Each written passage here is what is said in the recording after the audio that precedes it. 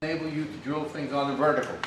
Okay, this will fasten to the base of the drill press, the table, with the use of the T-bolts. I changed the old ones that we had into these because they were a little bit difficult sliding in the slots. These are much easier.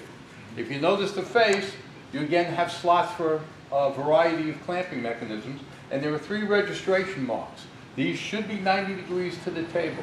By the way, maintenance spent quite a bit of time, maybe a month ago, making sure that those tables are in alignment correctly with the drill press itself. And if you notice the storyboard, it says, do not adjust the tables. So on those 3 drill presses, you do not adjust them. If you need to adjust the table tilted, there's a power manic over here and the old delta over there. But those 3 do not get moved. Therefore, everything should remain in alignment. Okay, so once this is fastened, you can use this as a stop for whatever you're going to do. You can use these as alignment marks, or if you need to change that, you may. Okay. So, for example, to fasten this, you have many different ways. You can use conventional clamping methods to hold it on.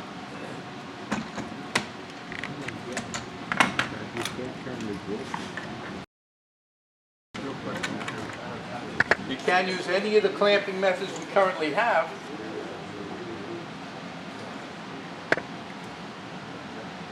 Okay, to clamp it. Now you can drill vertically. Right now that's a problem. Okay, additionally,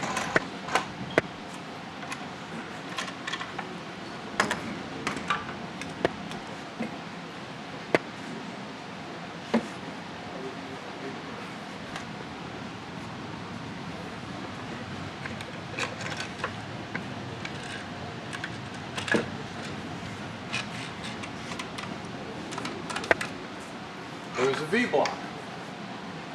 See from the edge? So you can take a round rod, which is now almost an impossibility,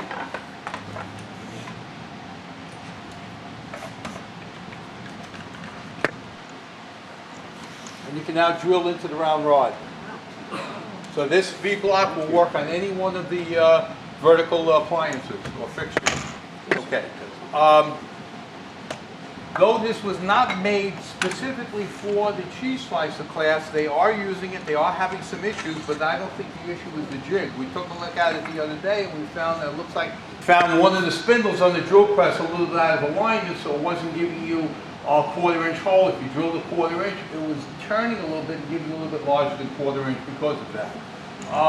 One of the purposes of this is to eliminate the shopsmith. I know Dennis Wright's been talking about getting rid of that tool for how many years, Dennis? A whole lot of years. Right now, the only thing we're using the shopsmith for is horizontal boring. This should solve that issue. Any questions? Comment. Comment. If we go to a 6mm drill bit, slightly smaller than a 1/4 inch, it should make it touch. It should do the job. Exactly. What we did was we checked it, and Larry took a look at it the other day, and a couple other people from the cheese slicer class, and we had a good rod in there, and we found that in one position was right up against the jig, but when we turned the chuck 180 degrees, there was a gap. That means when the drill is running, the drill is not running true, it's running a little bit round. So therefore, a 1/4 inch hole is a little bit larger.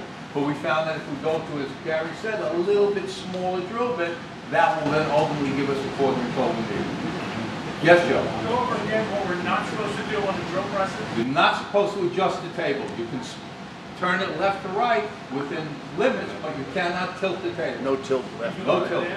Up and down is fine. No tilting. If you need to tilt, 1, 2 drill presses, the power manic and the delta. Yes, ma'am? When using the V-block, do you think it makes sense to take a square and check them? Oh, absolutely. Like any other tool you go to, before you use it, make sure it's in the alignment you need. Drill press, table saw, you just don't go to the table saw and cut something, you make sure the blade's in alignment, right? When you go to the bandsaw, you make sure the table's correct. When you go to the sanding machine, you make sure that the table's in the angle you want. The same thing with any other fixture you use. Even though I've given you registration marks, it's your responsibility to make sure that the angle you want is exactly the angle you have. You need to make sure of that. We do have squares, we do have cubes to make sure that that will give you what you want. Any other questions? Are they released for use? Yes, they are. We can start teaching them. Yes, you can. All right. Sid, you had a question back there? Okay, anybody else? Yes? If you have a dowel or a broomstick that's 4 feet long, Mhm. can you drill into the end of it? As long as you can move the table, the answer is yes. You gotta move the table out of the way so that this you can mount at the end of your drill press table so that your rod will go completely to the down floor. past it. You can do that, absolutely. Use the V-block and keep it in line and be able to fasten it. Thank you. Anybody else? Yeah, I'm not understanding the wobble you're talking about, the bad bit. No, it's not the bit. Apparently, there's a little bend in the Morse paper chuck itself. We had that years ago with the Powermatics, and we had to change all the chucks. Okay, well, apparently, at least one of these drill presses has a little bit bend to it. So when you look at the drill bit, it's wobbling. Right. It doesn't actually turn straight. It actually turns a little bit larger.